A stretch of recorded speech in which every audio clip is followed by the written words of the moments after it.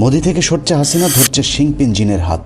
দীর্ঘদিনের এমন গুঞ্জন অবশেষে সত্যি হতে চলেছে। নতুন একটা সমীকরণের দিকে এগোচ্ছে ভবিষ্যতের বাংলাদেশ। কিন্তু স্বামীর সাথে দীর্ঘ এক যুগের সংসার কি এত সহজেই ভাঙা সম্ভব? বেশ কয়েকটি ঘটনা দেখলেই বোঝা যাবে সরকার এবং বাংলাদেশ সেনাবাহিনী এখন ভারতের প্রভাব মুক্ত হতে শুরু করেছে। চলুন অনুসন্ধান দেখা যাক কি বলে। পদ্মা সেতু বাংলাদেশের এ যাবৎকালের সবচেয়ে বড় উন্নয়ন প্রকল্প। চীনের সহায়তায় নির্মাণাধীন এই প্রকল্পটি সহ বেশ কয়েকটি চীনা প্রকল্পে কর্মরত দেশটির নাগরিকদের একের পর এক অস্বাভাবিক মৃত্যু হচ্ছে। সারা দেশে মাকড়সার জালের মতো ছড়িয়ে থাকা ভারতীয় গোয়েন্দা সংস্থার বিরুদ্ধে এসব খুনের সাথে জড়িত থাকার অভিযোগ উঠেছে। তবে এতদিন ভারতের সহযোগীর দায়িত্ব পালন করা বাংলাদেশের গোয়েন্দা সংস্থাগুলো এসব ঘটনার সঠিক তদন্ত করেনি। কিন্তু সবশেষ ঘটনায় নড়ে চড়ে বসেছে বাংলাদেশি গোয়েন্দা সংস্থাগুলো। গেল 23 জুন পদ্মা সেতু প্রকল্প থেকে চীনা প্রকৌশলী জো জিয়াংকে গুম করে ভারতীয় বাহিনী। ভারত নিয়ন্ত্রিত বাংলাদেশি মিডিয়াগুলো চীনা প্রকৌশলীকে গুমের ঘটনাটি পানিতে নিখোঁজ বলে চালানোর চেষ্টা করলেও সেই রাতে বিজয় কুমার রায় নামে এক ভারতীয় গোয়েন্দা সংস্থার সদস্যকে আটক করে বাংলাদেশ সেনাবাহিনী। তার ঠিক দুদিন পর 25 জুন রাতে পদ্মা সেতুর টোল প্লাজা সংলগ্ন জাজিরার নওডোবা এলাকা থেকে রূপসা রায় নামে আরেক ভারতীয়কে আটক করা হয়, যার বাড়ি ভারতের গুজরাটে। এ নিয়ে গেল কয়েকদিনের মধ্যে প্রায় হাফ ডজন ভারতীয় গোয়েন্দাকে আটক করেছে বাংলাদেশ সেনাবাহিনী। সবশেষ 14 জুলাই ভারতীয় গোয়েন্দা সংস্থার এক নারী সদস্যকে আটক করে সেনাবাহিনী। লক্ষ্য করলে দেখা যাবে এই সবকটি ঘটনা বর্তমান সেনাপ্রধান এস.এম. শফিউদ্দিন তার দায়িত্ব নেবার পরপরই ঘটতে শুরু করেছে। সেনাবাহিনীর প্রতি মানুষের যে আস্থাহীনতা দেখা দিয়েছে, বর্তমান সেনাবাহিনী ভারত এবং ভারত নিয়ন্ত্রিত আওয়ামী লীগকে ক্ষমতাচ্যুত করে তাদের হারানো আস্থা ফিরিয়ে আনবে বলে আশা করা হচ্ছে। বিষয়টি আরও বেশি পরিষ্কার হয় আইএসপিআরের একটি তড়িঘড়ি সংবাদ বিজ্ঞপ্তিতে। গেল 5 জুলাই ভারতীয় এজেন্ট বাংলাদেশি টিভি পত্রিকাগুলো প্রচার করতে থাকে নতুন সেনাপ্রধানের সাথে ভারতীয় হাইকমিশনারের সাক্ষাৎ হয়েছে। কিন্তু তার দুদিনের মাথায় আন্তঃবাহিনী সংযোগ অধিদপ্তর আইএসপিআর সেই সংবাদের প্রতিবাদ জানিয়ে পাল্টা বিজ্ঞপ্তি পাঠায় সংবাদ মাধ্যমকে।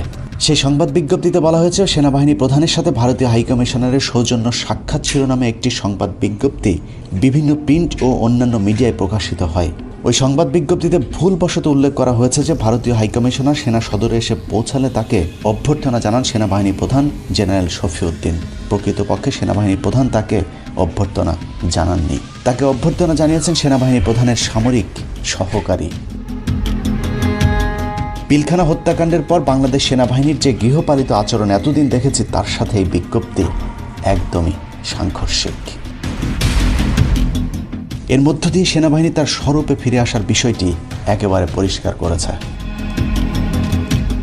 ডিজিএফআইয়ের একটি নির্ভরযোগ্য সূত্র জানিয়েছে, আবু তোহা মোহাম্মদ আদনানকে গুমের পর তাকে খুন করে ফেলতে চেয়েছিল ভারতপন্থী সেনা কর্মকর্তারা, কিন্তু সেনাবাহিনীর দেশপ্রেমিক আরেকটি পক্ষ সেটা হতে দেয়নি।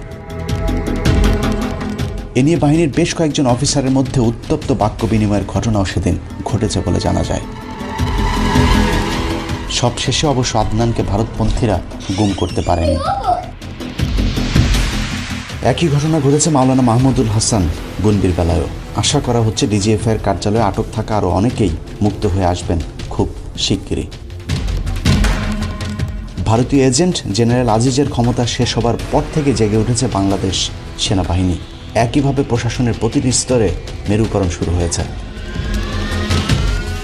সমীকরণ পাল্টে যাওয়ার এই সময়ে পুলিশের বেশ কয়েকটি ঘটনাও খুবই তাৎপর্যপূর্ণ। এর মাঝে একটি পরিমণির ঘটনা। রাতের ঢাকায় বিভিন্ন বারে গিয়ে মাতলামো করা পরিমণির দৈনন্দিন কাজের একটি অংশ। এটা নতুন কিছু না। বার থেকে উপর লেভেলের খদ্দের ধরে তাদের সাথে রাত কাটানো তার উপার্জনের সবচেয়ে বড় একটি খাত। কিন্তু বোট ক্লাবের ঘটনা ছিল পরিমণি এবং কয়েকজন পুলিশ কর্মকর্তার সাজানো একটি নাটক। ঘটনার মূল উদ্দেশ্য ছিল বোট ক্লাবের সভাপতি বেনজিরকে শায়েস্তা করা, এবং সেটা কিঞ্চিত সফলও হয়েছে। যারা এই কাজটি করেছেন তারা যত বড় শক্তিশালী হোক না কেন, তাদের জন্য ছাড় না দেওয়া হয়। পুলিশের উপর মহল এখন দুটি প্রকাশ্য গ্রুপে বিভক্ত। একটি পক্ষে বেনজির মনিরুল্লাহ, আরেকটি পক্ষে হারুন গঙেরা অবস্থান করছে। প্রধানমন্ত্রীর কার্যালয় থেকে হারুন সহ মোট 6 জন পুলিশের কর্মকর্তাকে সম্প্রতি পদোন্নতি দেওয়া হয়েছে, যা কিনা পুলিশের মহাপরিদর্শক বেনজিরের ইচ্ছার বিরুদ্ধে। বেনজিরের দীর্ঘদিনের সহযোগী মনিরুলকেও তার গুরুত্বপূর্ণ পদ থেকে সরিয়ে গুরুত্বহীন একটি পদে বসানো হয়েছে। সব মিলিয়ে ভারতপন্থী বেনজির এখন দন্তহীন এক বাঘের নাম। তবে বেনজির চাইলেও তার পক্ষে খুব বেশি দূর আগানো সম্ভব না, কারণ শমী কায়সার, বিদ্যা সিনহা, মিম সহ বেশ কয়েকজন চিত্রনায়িকার সাথে আপত্তিকর ভিডিও এখন একটি বিশেষ গোয়েন্দা সংস্থার হাতে। সেনাবাহিনী ও পুলিশের মতো প্রশাসন ও ভারত চীনপন্থী দুটি পক্ষ এখন দৃশ্যমান। সচিবালয়ে ঘটে যাওয়া রোজিনা কাণ্ড যার জ্বলন্ত উদাহরণ। গেল বছর বাংলাদেশে চীনা ভ্যাকসিন ট্রায়ালের অনুমোদন দেওয়া হলেও সচিবালয়ে ঘাপটি মেরে থাকা ভারতীয় এজেন্টরা তা হতে দেয়নি।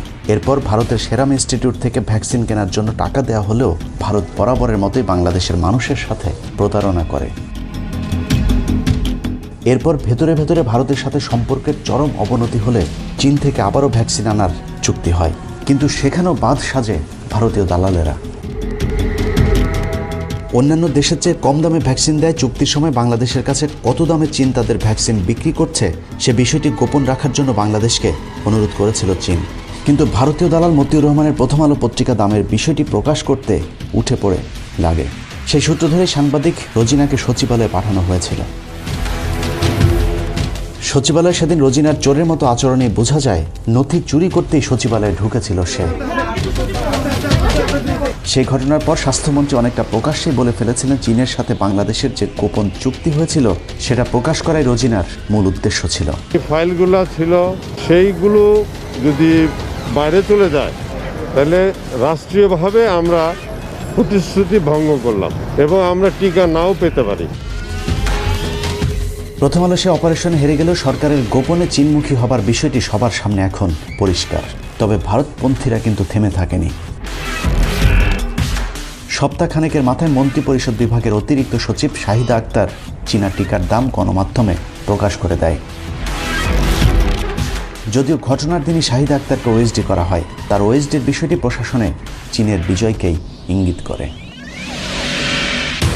অবস্থা বেগতিক দেখে ভারতীয় হাইকমিশনার তড়িঘড়ি করে দেশে ফিরেছেন। যাবার আগে সাংবাদিকদের বলেছেন তিনি নাকি বাংলাদেশের জন্য টিকার ব্যবস্থা করতেই ভারতে যাচ্ছেন। যদিও এরই মধ্যে চীনের সিনোফার্মার ভ্যাকসিনের প্রথম চালান বাংলাদেশে ঢুকে পড়েছে। এদিকে উপরে উপরে ভালো থাকার কথা বললেও ঈদে হঠাৎ করে ভারতীয় গরু রপ্তানিতে নিষেধাজ্ঞা দেয় ভারত। অবাক হবার বিষয় হলো ভারতের বিশ্বস্ত দালাল কথিত স্বরাষ্ট্রমন্ত্রী আসাদুজ্জামান খান কামালও ভারতকে পাল্টা ধমক দিয়েছেন। তোমরা যদি গরু না দাও আমরা আর গরু নিতেও চাই না, কারণ আমরা যথেষ্ট সমৃদ্ধ হয়ে গিয়েছি। হঠাৎ করেই সরকার ভারত থেকে সরে চীনের দিকে কেন শীতল দৃষ্টি দিয়েছেন? এর কারণ সরকারের কাছে এখন বাংলাদেশ ব্যাংকের রিজার্ভ ছাড়া আর কোনো টাকা অবশিষ্ট নেই। সরকারি প্রায় সবকটি ব্যাংক তীব্র অর্থ সংকটে ভুগছে। সরকারি বেসরকারি এমপিওভুক্ত শিক্ষক সহ বেশ কয়েকটি সেক্টরের সরকারি কর্মকর্তাদের বেতন বোনাস দিতে সরকার এখন হিমশিম খাচ্ছে। যদিও এসব ভয়ঙ্কর বিষয়গুলো সরকার গোপন করার জন্য নামকাও ওয়াস্তে দরিদ্র দু একটি দেশকে অল্প কিছু টাকা ঋণ দেওয়ার নাটক করছে। মাথাপিছু ৮৬,০০০ টাকা ঋণে জর্জরিত সরকারের টাকা দরকার। অন্য কোনো দেশ বা সংস্থা যখন বাংলাদেশকে লোন দিতে চাচ্ছে না, ঠিক সেই সময় ব্যতিক্রম শুধু চীন। হাসিনার যত টাকা লাগে চীন দিতে মুখিয়ে আছে। অন্যদিকে ভারত এ পর্যন্ত বাংলাদেশকে যত ধরনের অসম চুক্তির ঋণ দিতে চেয়েছে তার মধ্যে মাত্র ২.৭ ভাগেরও কম পরিমাণ টাকা বাংলাদেশকে দিতে পেরেছে। উল্টো দিকে চীনের প্রতিশ্রুত তার সমস্ত প্রকল্পে পুরোদমে বিনিয়োগ চালিয়ে যাচ্ছে, যে কারণে হাসিনা এখন দিনের বেলায় ভারতকে আম পাঠালেও রাত কাটাচ্ছে চীনের সাথে। অন্যদিকে ভারত এখন বহুমুখী সমস্যায় জর্জরিত। গেল ২ যুগের মধ্যে সবচেয়ে অর্থনৈতিক সংকটকাল পার করছে দেশটি। তার উপর আফগানিস্তান থেকে মার্কিন সৈন্য চলে যাবার পর কাশ্মীর নিয়ে চরম আতঙ্ক বেড়েছে দিল্লির, যে কারণে হঠাৎ করে কাশ্মীরে ঝটিকা সফর করেছে মোদি। সেই সফরে মুসলিম নেতাদের সাথে সাক্ষাতের পর সংবিধানের বাতিলকৃত ৩৭০ অনুচ্ছেদ আবারও পুনর্বহালের আশ্বাস দিয়েছেন তিনি। বাংলাদেশ নিয়েও ভারতের এখন খুব বেশি কঠোর অবস্থানে যাবার সুযোগ নেই, যে কারণে এখনই সময় ভারতীয় এজেন্টদের বাংলাদেশ থেকে উৎখাত করবার। আর যেই কাজটি করে যাচ্ছে বাংলাদেশ সেনাবাহিনী। তবে তবে দিল্লির অবস্থা যতই খারাপ হোক, ঢাকা কি পারবে এত সহজেই মোদীকে পাশ কাটিয়ে চলতে? দীর্ঘদিন ধরে হাসিনার প্রত্যক্ষ আশ্রয় প্রশ্রয়ে ভারতীয় গোয়েন্দা সংস্থাগুলো যে শেকড় গেড়েছে, সেটা উপড়ে ফেলা কি এতই সহজ? সেটা জানতে ভারত কোথায় কোথায় তাদের শেকড় গেড়েছে সেটা একটু জেনে আসা প্রয়োজন। দক্ষিণ এশিয়ার সবচেয়ে প্রভাবশালী গোয়েন্দা সংস্থার অন্যতম। এই গোয়েন্দা সংস্থাটির সেকেন্ড হোম বর্তমান বাংলাদেশ। বাংলাদেশ তো বটেই, পৃথিবীর যে কোনো দেশে যে কোনো ধরনের গোপন অপারেশন চালাতে সক্ষম বিশ্ব র্যাঙ্কিংয়ের শীর্ষ অবস্থানে থাকা আমেরিকান গোয়েন্দা সংস্থা সিআইএর পরেই রয়ের অবস্থান, অর্থাৎ পৃথিবীর দ্বিতীয় শক্তিশালী গোয়েন্দা সংস্থা পৃথিবীর বিভিন্ন গোয়েন্দা সংস্থা তাদের দেশের বাইরে চালানো অপারেশনের সাথে বাংলাদেশে রয়ের চালানো অপারেশনের কিছুটা মৌলিক পার্থক্য রয়েছে। কারণ এই দেশের বিশেষ একটি ধর্মের মানুষের প্রায় সবাই বাংলাদেশকে ভারতের অঙ্গরাজ্য হিসেবে দেখতে চায়। এই জায়গা যেন আগামী দিনে অখণ্ড ভারতের একটি অংশ হতে পারে। এছাড়া ভারতের মানুষের সাথে ভৌগোলিক, শারীরিক, ভাষাগত মিলের কারণে বাংলাদেশে রয়ের অপারেশন করা খুবই সহজ। তার উপর ক্ষমতায় টিকে থাকতে গেল এক যুগ ধরে ভারতপন্থীদেরকে ছেকে ছেকে সরকারের গুরুত্বপূর্ণ পদগুলিতে বসিয়েছে বর্তমান অবৈধ সরকার। প্রশাসনের আরেকটা অংশ আছে যারা ভারতকে পছন্দ করে না, কিন্তু ভারতের পক্ষে কাজ করতে বাধ্য হচ্ছে। এদেরকে ভারতের গোয়েন্দারা বিভিন্নভাবে ফাঁদে ফেলে তাদের দলে ভিড়িয়েছে। এই ফাঁদ তৈরিতে ভারতীয় গোয়েন্দারা সুন্দরী নারীদেরকে কাজে লাগায়। এই তালিকায় জয়া আহসান, শমী কায়সার সহ হাফ ডজন খানেক নায়িকা ও মডেলের নাম রয়েছে, যাদের অনেকেরই বাংলাদেশি সিনেমায় জায়গা না হলেও কলকাতায় তাদের বেশ কদর রয়েছে। মূলত সেখানে নিয়েই এসব নারীদেরকে মোটা অঙ্কের টাকার বিনিময়ে তাদের কাজে ব্যবহার করে। শর্তে রাজি করানোর পর তাদেরকে পাঠিয়ে দেওয়া হয় বিভিন্ন উচ্চপদস্থ কর্মকর্তা এবং রাজনীতিবিদদের কাছে। অনেক সময় তৃতীয় আরেকটি পক্ষ মধ্যস্থতার দায়িত্ব পালন করে। এক্ষেত্রে এমপি, মন্ত্রী সহ বড় বড় কর্মকর্তাদের ব্যক্তিগত সহকারীরাও রয়ের এই মিশনের সাথে জড়িত থাকে। মধ্যস্থতাকারীদের মাধ্যমে দুপক্ষের একান্ত সময় কাটানোর ব্যবস্থা করবার পর সেই দৃশ্য অতি গোপনে রেকর্ড করা হয়। রেকর্ডকৃত সেই ভিডিও চলে যায় রয়ের হাতে। এর বাইরেও বিভিন্ন প্রশিক্ষণ, সেমিনার, ফেলোশিপ, ডিগ্রি দেওয়ার নামে ভারত যাদেরকে দিল্লি, ব্যাংকক, সিঙ্গাপুরে নিয়ে যায়, তাদেরকেও হোটেলের সুন্দরী নারীদের ফাঁদে ফেলা হয়। এসব নারীদের সাথে কোনো কর্মকর্তার আপত্তিকর ভিডিও একবার রয়ের হাতে নিতে পারলেই আজীবন তার পক্ষে আর অবাধ্য হবার সুযোগ নেই। এই অপারেশনে যতজনের ক্ষেত্রে সফল হয়ে গেছে ততজন সবাই এখন ভারতের 5 কুকুরের দায়িত্ব পালন করতে বাধ্য।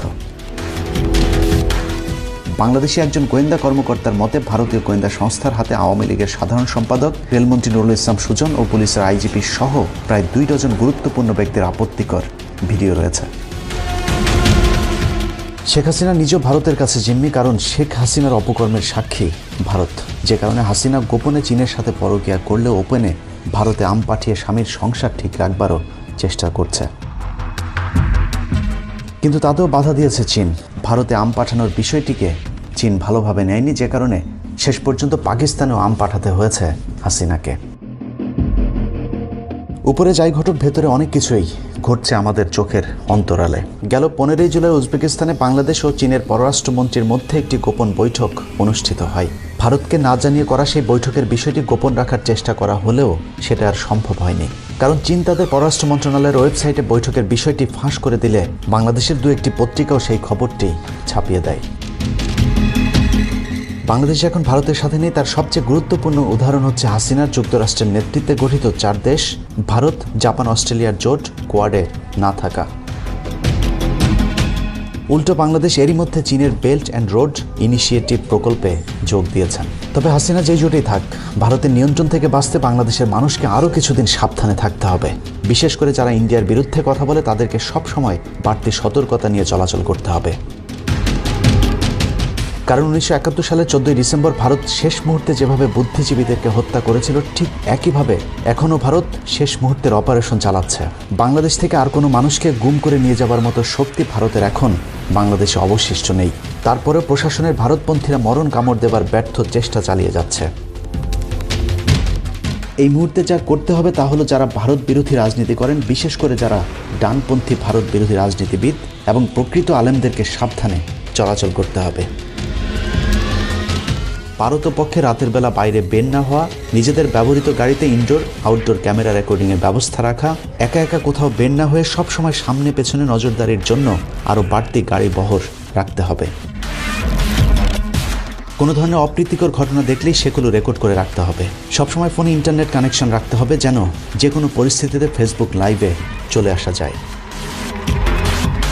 গুরুত্বপূর্ণ ব্যক্তিদের নামে ফেসবুক গ্রুপ খুলে রাখা যেতে পারে এবং গ্রুপে কয়েকজন অ্যাক্টিভ মডারেটর রাখতে হবে যারা যে কোনো পরিস্থিতিতে গ্রুপ থেকে লাইভে এসে সকলকে জানিয়ে দিতে পারে। রাতের বেলায় যে কোনো কারণে আইনশৃঙ্খলা বাহিনীর পরিচয় কেউ আসলেই ডাকাত বলে হইচই করে মানুষজন জড়ো করতে হবে যেন পুলিশ আটক করলেও বিষয়টি আশেপাশের লোকজন জানতে পারে। বাড়ির ভেতর ও বাইরে অবশ্যই সিসিটিভি ক্যামেরা লাগাতে হবে এবং আইনশৃঙ্খলা বাহিনীর পরিচয়ে যেই আসুক ঘরের ভেতরে ঢোকার আগেই কিছু ভিডিও ক্লিপ কাট করে নিকটজনদের কাছে পাঠিয়ে দিতে হবে। এভাবে অল্প কিছুদিন একটু সচেতন হয়ে চললেই ভারতীয় বাহিনীর যে কোনো অপতৎপরতা ঠেকিয়ে দেওয়া সম্ভব। সেই সাথে মনে রাখতে হবে প্রশাসনে যারা এতদিন ভারতীয় দালালদের কাছে নির্যাতিত হয়েছেন তারাও এখন মাথা চাড়া দিয়ে উঠবে। হাসিনার উচিত হবে দুই নৌকা থেকে সরিয়ে পা একদিকে রাখা, কারণ ভারত যে কারো বন্ধু হতে পারে না সেটার প্রমাণ শ্রীলঙ্কা, নেপাল, ভুটান এবং মালদ্বীপ। যদিও আমরা ভারত, পাকিস্তান কিংবা চীনের নিয়ন্ত্রণের বাংলাদেশ চাই না, আমরা একটি স্বাধীন সার্বভৌমত্ব দেশের অপেক্ষায়।